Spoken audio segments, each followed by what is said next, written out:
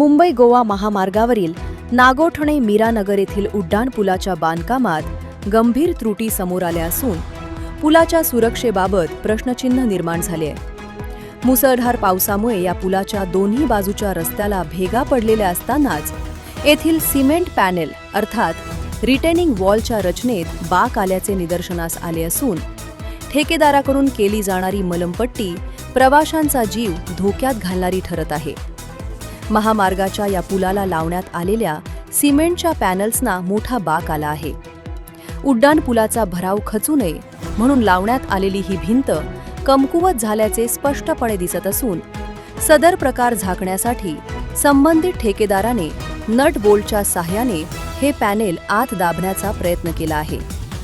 ज्या ठिकाणी मोठ्या भेगा पडल्या आहेत तिथे केवळ सिमेंटचा लेप लावून थातूर मातूर दुरुस्ती केली जात आहे। उड्डाणपुलासारख्या महत्त्वाच्या सार्वजनिक बांधकामात अशा प्रकारे निकृष्ट आणि धोकादायक पद्धतीचा वापर केल्याने स्थानिक नागरिक संतप्त झाले आहेत। या मलमपट्टीमुळे भविष्यात मोठा अनर्थ घडण्याची शक्यता नाकारता येत नाही। आता जरी या उड्डाणपुलावरून वाहतूक बंद केली असली तरी अवजड वाहनांची सतत वर्दळ असलेल्या या महामार्गावर भविष्यात मोठी दुर्घटना घडल्यास त्याला जबाबदार कोण असा सवाल उपस्थित केला जात आहे। या प्रकरणाचे गांभीर्य लक्षात घेऊन शासन, राष्ट्रीय महामार्ग प्राधिकरण तसेच स्थानिक लोकप्रतिनिधींनी याकडे तातडीने लक्ष द्यावे। पुलाच्या बांधकामाची तज्ज्ञांमार्फत चौकशी करून सुरक्षिततेच्या दृष्टीने ठोस उपाययोजना करण्यात यावी अशी मागणी नागरिकांकडून जोर धरू लागली आहे। नमस्कार, आपण मुंबई महामार्गावर जिथे आपण पाहतो की हा मीरानगर एरिया आहे, मुरावाडे आणि मीरानगर ह्या एरियामध्ये आपण आहोत आणि हा इथे आपण बघतो की मुंबई गोवा हायवे म्हणजे जे महामार्ग प्राधिकरण आहे यांनी हा जो ब्रिज बांधलेला आहे याची सातत्याने आपण नेहमी आणि बातमी देत असतो। मध्ये आपण पाहिलं असेल की रस्त्याला भेगा पडल्या होत्या वरती।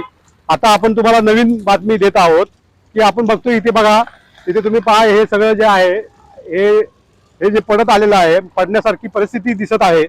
आणि म्हणून काय केलं तर इथे हे दाबून राहण्यासाठी यांनी नटबोल्ट सिस्टीम नटबोल्ट सिस्टीम जी आहे ती नटबोल्ट सिस्टीम त्यांनी केलेली आहे। बघा आपण पाहिलं तर इथून त्यांनी सुरुवात केलेली आहे। हा बघा संपूर्ण भाग जो आहे हा पूर्ण असा वाकलेला आहे आणि म्हणून यांनी पुढे आपण पाहतो की तिथपर्यंत त्यांनी ते जे आहे ते नटबोल्ट सिस्टीमने ते दाबून ठेवलेलं आहे। परंतु आपण बघतोय की जरी नटबोल्ट सिस्टीमने दाबलेलं असलं तरी हे सगळं दिसण्यात येतंय। आपण एकंदरीत पाहिलं तर इथे सिमेंट लावण्याचा प्रयत्न केला त्यांनी, म्हणजे हा दिसू नये, हा भाग दिसू नये म्हणून यांनी सिमेंट लावण्याचा प्रयत्न केला, म्हणजे लोकांना दिसू नये।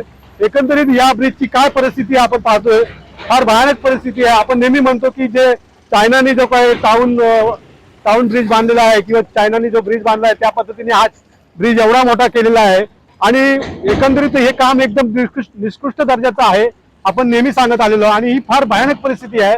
कशा पद्धतीचं हे काम आहे आम्हालाही कळत नाहीये आणि लोकांनी हे बघितलं पाहिजे। एकंदरीत जे सरकारमध्ये जे काही शासनामध्ये जे काही आमदार खासदार या इथून या रोडवरून जात आहेत त्या रोडवर जाणारे आमदार खासदार जे काही आहेत त्यांनी हे बघितलं पाहिजे काय ही परिस्थिती आहे।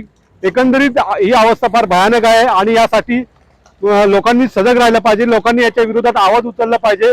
कारण की आपण अनेक वेळा बातम्या करतोय परंतु त्याच्यावर आपण बातम्या केल्यानंतर आता ही बातमी केल्यानंतर याच्यावर परत सिमेंट लावण्यात येईल म्हणजे किंवा हे नटबोल्ट काढतील, याच्या पलीकडे दुसरं काय होणार नाहीये। पण येणाऱ्या काळात मोठी अपघात होऊ शकतो, याचा सर्वांनी लक्ष देणं गरजेचं आहे।